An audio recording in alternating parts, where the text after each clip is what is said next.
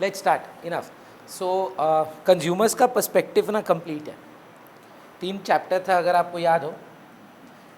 चलिए, मजा boy, demand को रिवाइज कराए फटाफट। First what did we do? नहीं, सबसे पहले डेफिनेशन क्या था? Desire backed by ability, backed by willingness at various or particular prices for a particular period of time. Then we had types, 8 types. Then we has factors, जिसका 2 हिस्सा किए थे हम लोग, price and others.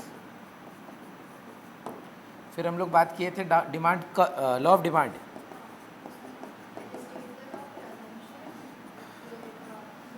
Law, assumption, schedule,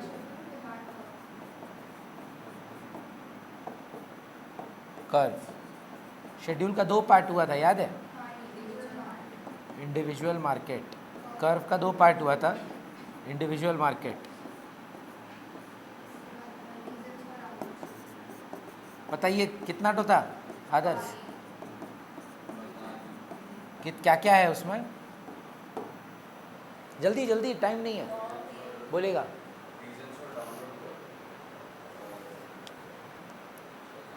खाली मजा करने से नहीं होता है जीवन में।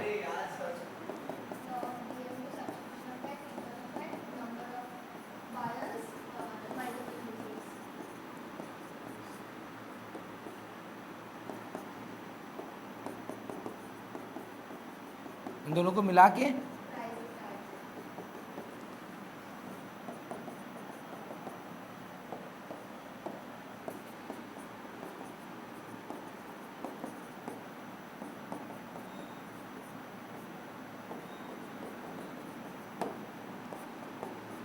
चार 5 पॉइंट यही हो गया।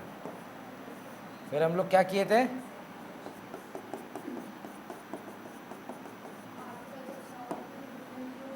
स्नॉब अपील,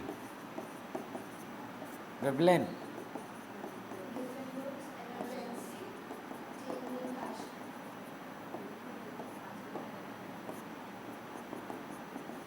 फ्यूचर एक्सपेक्टेशन, और नहीं था ना, नेसेसिटी था, इमरजेंसी। फिर last shift and movement.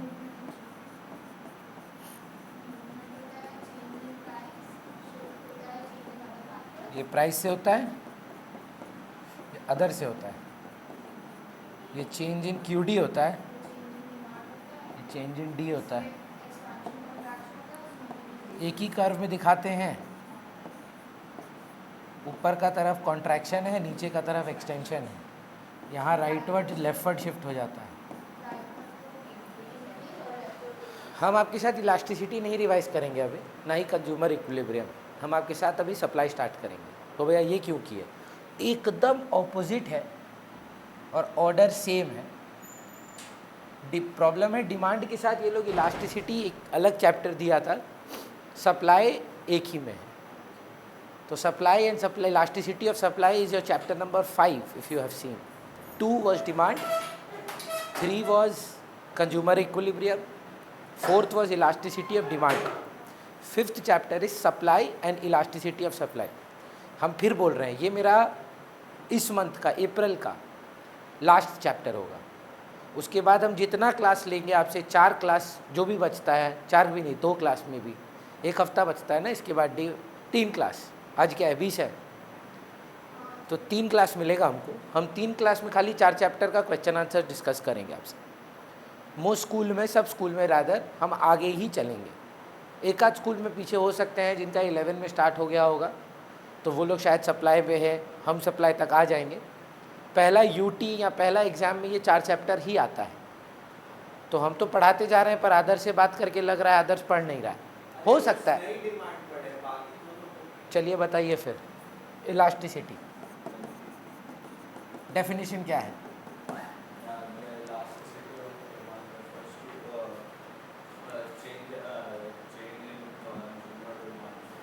Okay, रात को पूछें तो फिर कब पूछें बताओ? दिन में पूछें, ठीक है, मैसेज करेंगे आज। तब तक अभी कोशिश करिए। याद है दक्ष? बोलिएगा। देखिए ये पढ़ाई हो रहा है। क्यों? लिख के दे दो। नहीं नहीं, अभी बिना देख के लिख के दे दो।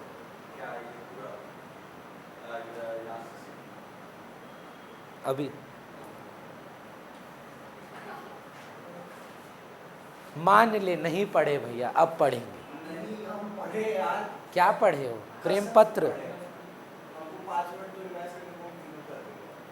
The degree of responsiveness of quantity demanded due to a change in any determinant, जिसमें हमने 3 पार्ट किया था। Madhavi, price, income. अब सोच कर देखिएगा, यहाँ पे तो सिर्फ प्राइस ही हो सकता है। सप्लाई करेंगे जब, कंज्यूमर का इनकम पे मेरा इम्पैक्ट तो नहीं हो सकता सप्लाई का। सो इसीलिए इलास्टिसिटी ऑफ सप्लाई में खाली प्राइस इलास्टिसिटी होता है। सप्लायर के लिए क्या क्रॉस प्राइस इलास्टिसिटी बताइए तो? आप गुड्स, आपका बिजनेस है कि कंज्यूमर के लिए होता है ना सब्सटीट्यूट कॉम्प्लीमेंट। प्रोड्यूसर तो अपना सामान बना सकता है, दूसरा का कोका कोला पेप्सी भी बना सकता है। आप कोक या पेप्सी पी सकते हैं, तो आराम से बात करेंगे उस पर। फिर इलास्टिसिटी के मेजरमेंट में आए थे, परसेंटेज मेथड था, यहाँ पर भी होगा। टोटल एक्सपेंडिचर होगा तो कंज्यूमर का है भैया, तो खाली टोटल एक्सपेंडिचर है, ज्योमेट्रिक है, सिलेबस में नहीं है। कर लेंगे लेकिन 5 मिनट लगता है, छोटा सा ही पार्ट है, ठीक है। फिर आता है factors affecting elasticity of supply. फिर आता है फाइनली आपका 5 ठो सप्लाई का इलास्टिसिटी का डिफरेंस, नहीं वो परफेक्टली इलास्टिक, परफेक्टली इनइलास्टिक, वो सब। तो मतलब इसीलिए हम आपको अभी कंज्यूमर इक्विलिब्रियम नहीं रिवाइज करा रहे, डिमांड इलास्टिसिटी पहले बोल रहे हैं, क्योंकि आज सप्लाई करने के लिए वो लग जाएगा। चलेगा सर? यहाँ से जो जर्नी है वो कठिन होगी। अभी तक हम आपको बोले कंज्यूमर इक्विलिब्रियम शायद आपको थोड़ा सा ट्रिकी लग सकता होगा, सप्लाई इजी है, डिमांड जैसा ही है, पर from here the journey is only uphill, है ना। मैं आपको शायद बोला दूंगा कि क्लास 12 में जनरली ट्यूशन कंज्यूमर इक्विलिब्रियम के बाद आता है। कंज्यूमर इक्विलिब्रियम भी अच्छा टान ले, अगर सप्लाई करने के बाद हम आपको बोलिएगा ये जो अभी आप नंबर देख रहे हैं, ये कम से कम 15 बच्चा ज्वाइन करेगा और आप ही का स्कूल से इको में। कारण सिंपल सा है कि इको टफ हो जाता है यहाँ से। क्यों भैया? क्योंकि क्या बातें आ जाती हैं, अब सोचिए प्रोडक्शन की बातें आ जाती हैं, तो लॉज रिगार्डिंग प्रोडक्शन, कॉस्ट, बनाने का खर्चा, बेचना, प्रॉफिट, तो ये सारे का इक्विलिब्रियम वगैरह भी आ जाता है, तो कंसेप्चुअल हो जाता है, तो ट्यूशन का नीड कंपलसरी। चलिए, तो अभी हम लोग जो बात करेंगे उसका नाम है सप्लाई। ऑनलाइन में कौन कौन है? अक्षत है और पुलकित है। अक्षत, अभी स्कूल में फिर कुछ बकवास हो रहा है क्या? बढ़िया। तो अभी स्कूल में पढ़ा क्या रहा है? नहीं नहीं नहीं, इको और अकाउंट्स में सर कर पा रहे हो अक्षत, क्योंकि 11 जैसा हालत नहीं चाहिए हमको कि भैया हम ट्यूशन में करते हैं स्कूल में नहीं कर पाते। और इको में डिमांड का कंज्यूमर स्टार्ट नहीं हुआ, तो अच्छा खासा आगे हैं हम लोग। और पुलकित आपका तो आई थिंक हम लोग पीछे चल रहे हैं, सप्लाई चालू कर दिया था आपका, आज से स्टार्ट होगा सप्लाई, परफेक्शन है। सो पहले क्लियर करते हैं सर, कसम खाइए पहले तो आदर्श कि भैया अब से जितना भी चैप्टर आप कराएंगे नया वाला, उसमें कभी कंज्यूमर बन के नहीं सोचेंगे। बहुत ज़रूरी है ये कसम, कारण क्योंकि हर बार आप जेनेरिकली क्या है माधवी, बाय डिफ़ॉल्ट आप क्या है, बचपन से आप क्या है, कंज्यूमर है। सो ये क्या है, ये थोड़ा इशू आ जाता है रिलेटेबिलिटी पे। कोई अभी बिजनेस आप करते नहीं हैं, या पापा को इतना डिस्टिंक्टली बिजनेस में ऑब्जर्व करते नहीं हैं, तो इसीलिए दिक्कत क्या आ जाता है कि बच्चा एनालाइज नहीं कर पाता। तो पहले ही अगर कॉन्शियसली आप ये डिसीजन ले लें कि देखिए हम आज से जितना भी चैप्टर है मतलब प्रोडक्शन, सप्लाई, कॉस्ट, ये किस चीज़ को लेकर है? बनाने को लेकर है। तो हम यहाँ सेलर है, मेरा सारा पर्सपेक्टिव सेलर का हो। एक चीज़ पहले ही क्लियर कर दीजिए मैम, बहुत बच्चा लोग से पूछते हैं तो ये आंसर आता है, ये आंसर पहले ना करें वो लोग, पहले ही गंदगी हम साफ कर दें। सप्लाई को किस बेसिस पे हम सप्लाई करते हैं, पहले सप्लाई का मतलब समझते हैं मैम। 3 सवाल पूछता हूँ मैं आपसे, इनमें से आप आइडेंटिफाई करें क्या सप्लाई लग रहा है। मेरा एक शॉप है पैंटलून्स, ठीक है, मैंने 100 कपड़े बनाए। आपको क्या लगता है माधवी, 100 का 100 डिस्प्ले पे जाता है क्या? कुछ वेयर हाउस में होता है, कुछ गोडाउन में होता है, कुछ लोग अपने पास रखते हैं कि बाद में बेचेंगे। और उस 100 में से मैंने 60 डिस्प्ले पे रखे, बेसिकली मैं बेचना चाहता हूँ। 40 मैंने गोडाउन में रखवा दी। अब दक्ष बोलेगा भैया आपके पास जगह नहीं थी कि आपका मन नहीं था, दोनों हो सकता है, पर मैं आपको एक बेटर आंसर देता हूँ। मेरे को इस दाम पर ये 40 नहीं बेचना था, मेरे को बाद में बेचना था। पॉसिबल है ये बात? सारा मैं एक ही बार में बेचना चाहूँ ये ज़रूरी नहीं है, थोड़ा अभी रख देता हूँ, बाद में बिक्री करूँगा थोड़ा महंगा दाम पे अगर हो जाए तो। Out of the 100 produced 60 I put it on display. Out of the 60 sir 30 is sold. What do you consider as supply? 100, 60 और 30? 60। सप्लाई का तात्पर्य कितना बना है वो नहीं है, कितना बिका है वो नहीं है, कितना आप बेचना चाहते हैं वो है। The amount of quantity that a producer is willing to sell. अभी मत लिखिए, the amount of quantity that a producer is willing to sell, वही वाला डिमांड वाला, at a particular price at for a particular period of time. जो सवाल सबसे ज़्यादा खाता है बच्चे को, अगर हम 100 का कैपेसिटी रखते हैं, हम 100 क्यों नहीं बेचना चाहें? हम बोल रहे हैं हम 100 ही बेचना चाहते हैं सर, पर हम सब एक दाम पे क्यों बेचना चाहेंगे? हम देखेंगे कि क्या हमारा ये कितने में निकलता है, मे बी हम बाद में इसको रख के इसको ज़्यादा दाम में बेचना चाहें। अगर हम खोसला इलेक्ट्रॉनिक्स हैं और विंटर में मेरे से कोई एसी लेने आ रहा है, हम सारा एसी दे देंगे क्या उसको? हम थोड़ा तो बचा के रखेंगे समर्स के लिए, क्योंकि हम जानते हैं कि समर्स में महंगा में बेचेंगे। अगर हम, आपके साथ हुआ है कि नहीं हुआ है, सरस्वती पूजा पे मूर्ति अगर आप लेने कभी जाएं, कभी गए हैं मूर्ति लेने सरस्वती पूजा का? अगर एक दिन पहले जाएंगे ना, आपको 4 गुना ज़्यादा दाम बोलेगा वो लोग। हाँ, सेम विद क्रैकर्स। लेकिन हम क्या करते हैं, अपना सरस्वती पूजा का मूर्ति जो है, हम लोग का तो पूजा होता है, ये सब होता है, आए भी आप लोग 1 हफ्ता पहले ले आते हैं। तो क्या वो तब बेचना चाह रहा है कि नहीं चाह रहा है? पर वो अलग दाम पे बेच रहा है। सो पहले ही क्लियर करते हैं कि सप्लाई का मीनिंग क्या है ना? इसको लिख लीजिए एक बार। The amount of quantity that a producer, the amount of quantity that a producer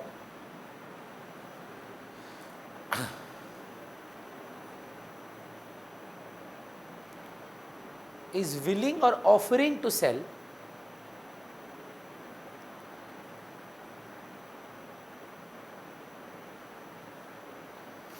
अच्छा माधवी, आपको एक बात बताएं, ये ट्रू है, हम झूठ नहीं बोल रहे हैं।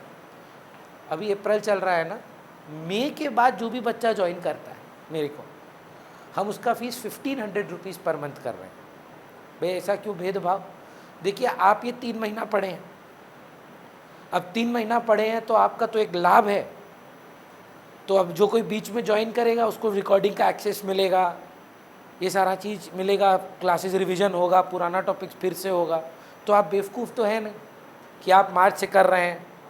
तो जो भी बच्चा हमको मई के बाद ज्वाइन करता है, हम हर मंथ का 100 रुपये बढ़ा के बोलते हैं।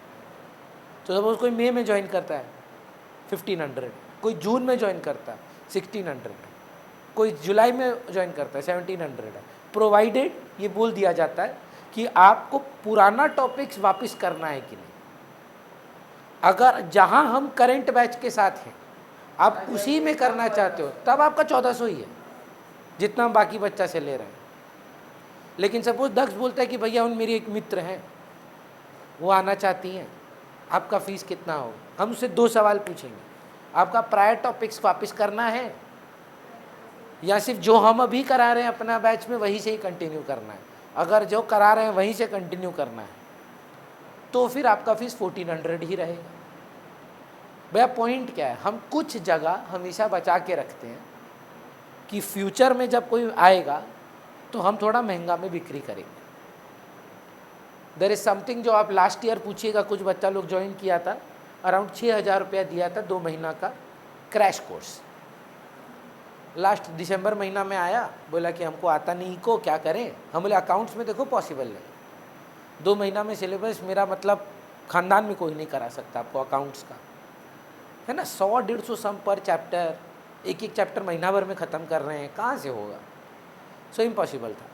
इको के लिए अराउंड 7-8 बच्चा आया, बोला कि भैया क्रैश कोर्स करना है, तो हम एक क्रैश कोर्स का बैच बना दिए 6000 रुपया, हाँ 12 का ISC। ये बलदुआ उसी बैच में फिर ज्वाइन किया नॉर्मली। ये तो लोग नहीं आया था साल भर, तो एंड में आया है।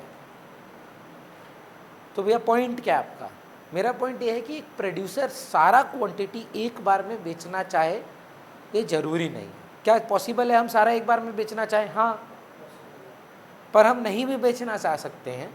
इसीलिए मैं कभी कभी, जिसको आप कॉमन भाषा में होर्डिंग बोलते हैं, विदहोल्ड कर लेते हैं।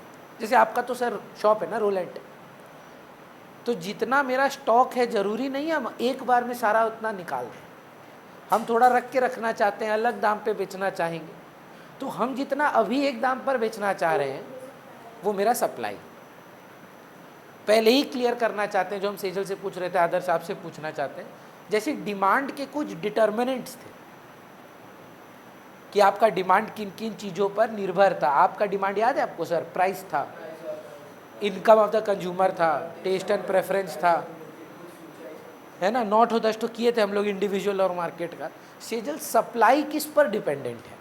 एक सबसे वाहियात आंसर आता है, हम एक्सपेक्ट कर रहे हैं कि 4 में से एक बच्चा ऑनलाइन में 2 जन है, अभी 3 जन हमको मिला के 3, एक जन वो गलत आंसर दे ताकि हम वो आउट ऑफ द वे कर दें। सप्लाई किस चीज़ पे डिपेंडेंट है? अच्छा, प्राइस तो है, और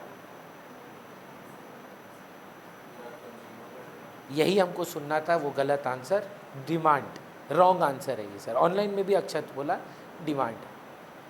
देखिए, प्रोड्यूसर डिमांड नहीं एंटिसिपेट कर सकता है, वो सिर्फ एक छोटा मोटा प्रिडिक्शन कर सकता है। आज सोच कर देखिए, हम सोचते हैं न्यू अलीपुर में बहुत बच्चा है, इको का डिमांड है कि नहीं है। अब उस बेसिस से अगर हम सप्लाई करेंगे मेरा सामान बिकेगा, इसका कोई गारंटी है? प्रोड्यूसर डिमांड को एनालाइज नहीं कर सकता। क्यों? डिमांड किसका पर्सपेक्टिव है, अबे वो हमको कैसे पता? तो कुछ अच्छा एग्जाम्पल सुनिए। नहीं भैया, आप राजस्थान में ही ना जाकर स्लीवलेस टी शर्ट बेचेंगे, लद्दाख में तो नहीं बेचेंगे। तो हम वही जवाब देते हैं, आप क्लाइमेटिक फैक्टर्स को देख रहे हैं, डिमांड को नहीं।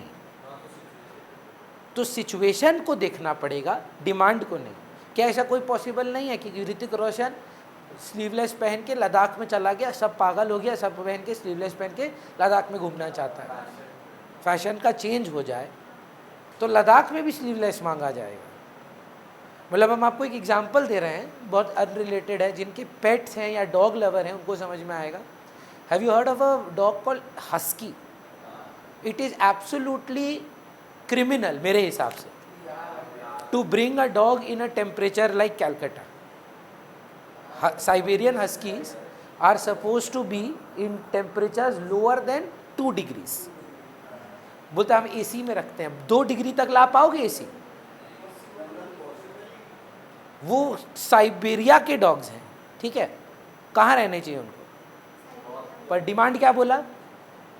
ले आओ, बस शौक है, दिखाना है हमको, बस मेरे पास महंगा कुत्ता है, देख के अच्छा लग रहा है।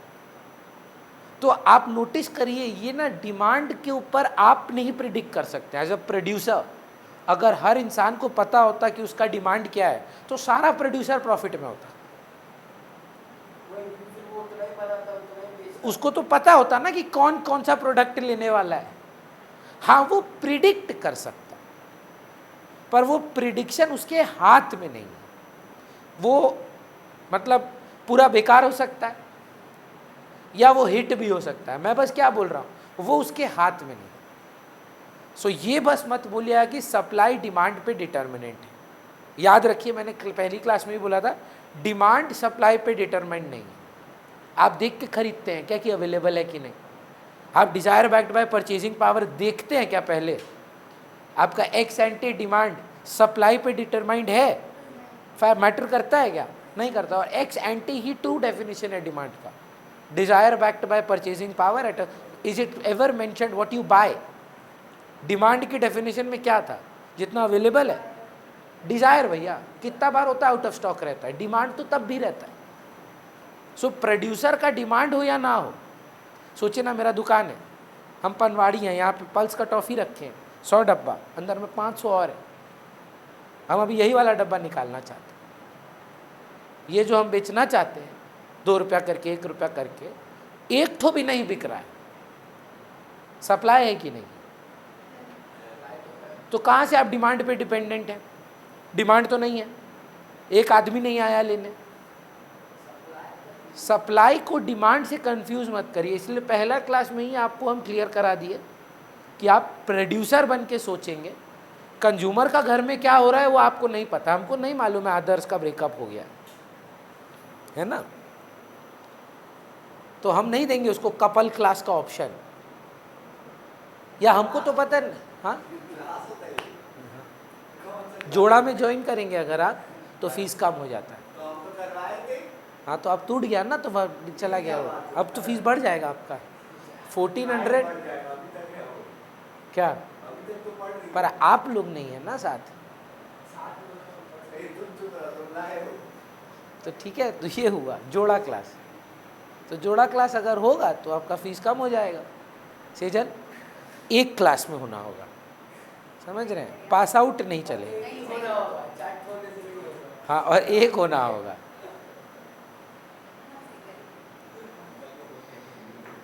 नहीं, आप सैटरडे आएंगे, मंडे अभी रिकॉर्डिंग आप मत दिखिएगा अक्सर।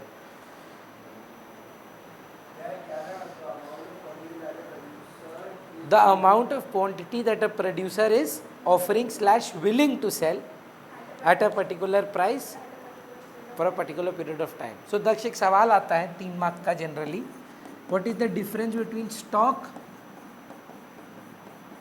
And supply? बच्चा गलती क्या कर, आप आंसर करेक्ट दिए, बच्चा गलती करता है अकाउंट्स का क्लोजिंग स्टॉक आंसर दे देता है। क्या बोलता है? जो बच गया वो स्टॉक है। नहीं, जो माधवी बोली, जितना है वो स्टॉक है, उसमें से जो हम सप्लाई कर रहे हैं वो सप्लाई है। तो इसके लिए एक डिफरेंस का ऐसा 2 कॉलम बना लीजिए। Stock refers to the amount of, stock refers to the amount of total quantity available for sale. Stock refers to the amount of total quantity available for sale. Supply में लिखिए, out of the stock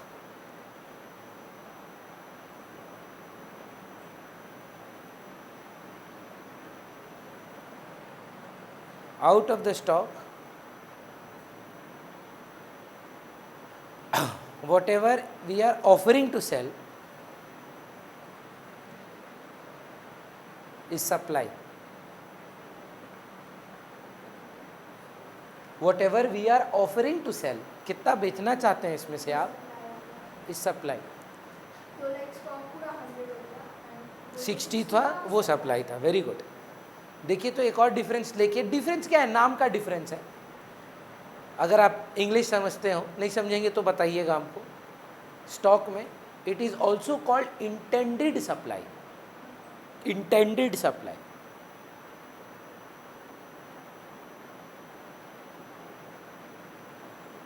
और obviously ये थोड़ा stupid लगा, supply is actual supply, it is called actual supply,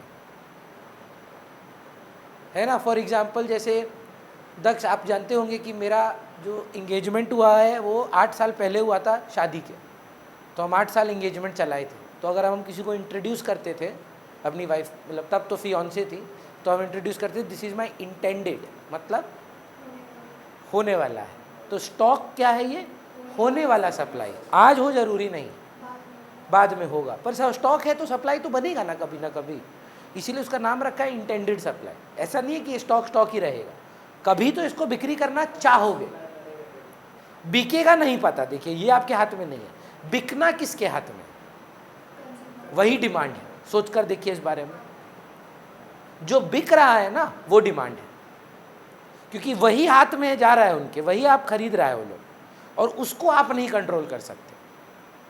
उसको क्या control करता है? जो दक्ष मुंह जबानी बोल रहा है, income of the consumer, taste and preference. अब हम तो सप्लाई कर दिए, दक्ष बोल रहा है भैया आपका मुंह ठीक नहीं है, हम आपसे नहीं पढ़ना चाहते, इसमें हम अपना मुंह तो नहीं बदल पाएंगे। So that is something that I can't control. Can I control Daksh's household income? Can I control my substitutes price? Can I control my complements price? ये सब मेरे हाथ में कहाँ है यार? मेरे हाथ में मेरा सामान है।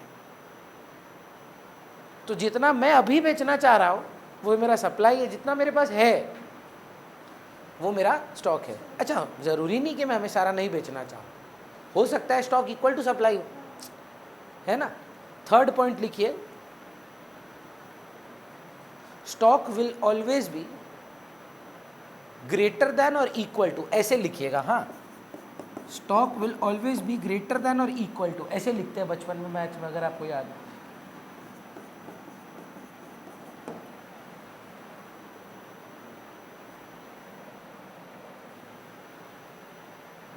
सप्लाई विल ऑलवेज बी, जितना है नहीं उससे ज़्यादा कैसे बिक्री करना चाहोगे यार? मैक्सिमम कितना कर सकते हो? जितना स्टॉक है। दो सवाल पूछ रहे हैं सर, दोनों में हम आपको दोनों का मतलब बताना चाहेंगे।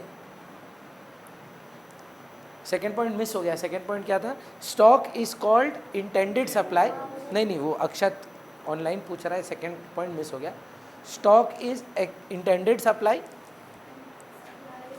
And supply is actual supply.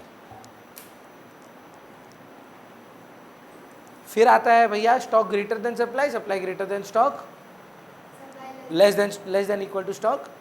Sir दो कॉन्सेप्ट है, दोनों में अंतर बताइए। अगर अब आपसे आप आज हमसे पूछते कि भैया आज आपके पास कितना स्टूडेंट्स है आज के दिन, तो मेरा आंसर होगा 295। और अगर दक्ष हमसे पूछता है भैया इन द लास्ट 12 ईयर्स, है ना, how many students you not taught throughout the period, the answer would be not less than around 3000 students. So भैया पॉइंट, सिंपल सा पॉइंट ये है, एक आपको over the period of time का चीज़ बता रहा है और एक दिन का चीज़ बता रहा है। एक कॉन्सेप्ट को बोला जाता है फ्लो कॉन्सेप्ट। फ्लो कॉन्सेप्ट का मतलब through out the period of time, है ना। जैसे ट्रेडिंग एंड पीएल, वो एक दिन का होता है मैम कि साल भर का खर्चा लिखते हो, पर बैलेंस शीट साल भर का होता है कि एक दिन का बनता है एज ऑन। सोचिए 30 मार्च को गाड़ी भेज देते हैं, 31 मार्च को बैलेंस शीट में आता है? नहीं आता। लेकिन 30 मार्च को सेल करें, 31 मार्च को सेल करें, 29 मार्च को सेल करें गुड्स का, तो ट्रेडिंग अकाउंट में बाई सेल सबका ही आता है। तो वह पॉइंट क्या, आप मेरे को बताएं, एक कॉन्सेप्ट का नाम है फ्लो वेरिएबल, दूसरा कॉन्सेप्ट का नाम है स्टॉक वेरिएबल। इसमें से कौन सा फ्लो वेरिएबल है और कौन सा एक दिन का है? इन दोनों में उल्टा बोल रहे हैं सर। स्टॉक उस दिन कितना आपके पास इन्वेंट्री है वो होता है ना, और सप्लाई मतलब क्या हुआ? जितना आप over the period of time, definition में आंसर है for a particular period of time. Period एक दिन का होता है क्या सर? महीना का होता है, साल का होता है, 3 महीना का होता है, 10 दिन का होता है। तो stock is stock variable, supply is flow variable. बच्चा लिख के आ जाता है सप्लाई वेरिएबल, नहीं, stock is stock variable, supply is flow variable on that day.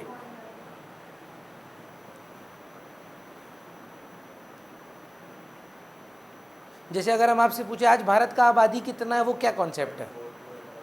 नहीं, स्टॉक की फ्लो, आज देख रहे हैं ना, भगवान ना करे कल 5,000 करोड़ लोग और पैदा हो जाते हैं एक दिन में,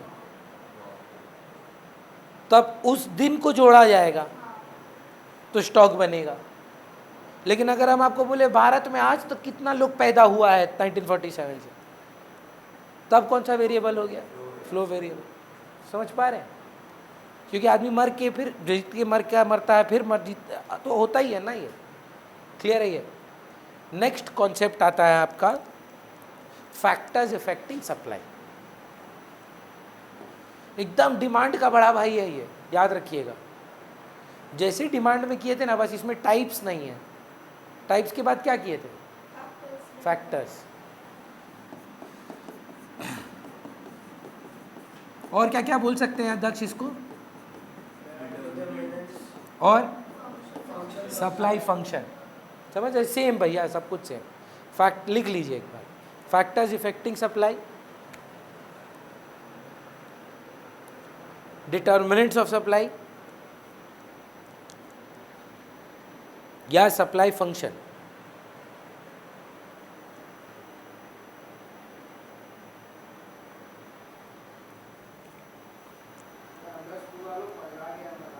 क्यों? हाँ,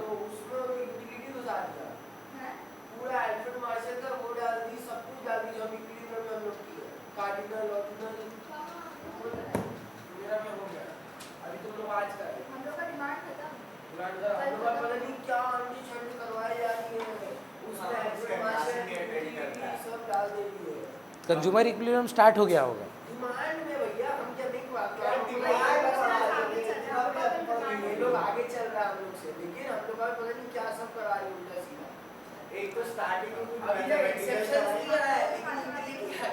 हमको क्या लगता है, देखिए आता है ना उसमें factors effect reason for downward sloping demand का, तो उसमें लॉ ऑफ डीएमयू आता है। उसके बाद ये सब करा दी, तो लॉ ऑफ डीएमयू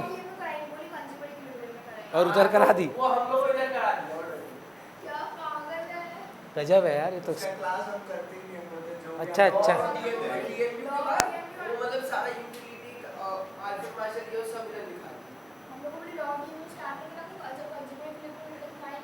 तो इलास्टिसिटी नहीं कराएगी पहले, डिमांड के बाद कंज्यूमर इक्विलिब्रियम, फिर इलास्टिसिटी के लिए डिमांड रिवाइज कराएगी।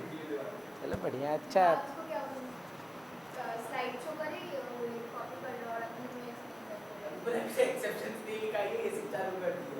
चलिए बढ़िया। तो सब हम लोग पढ़े हुए पूरे हम लोग सारे आपके पढ़ के आपके तो समझ में आवा ना, तो समझ नहीं।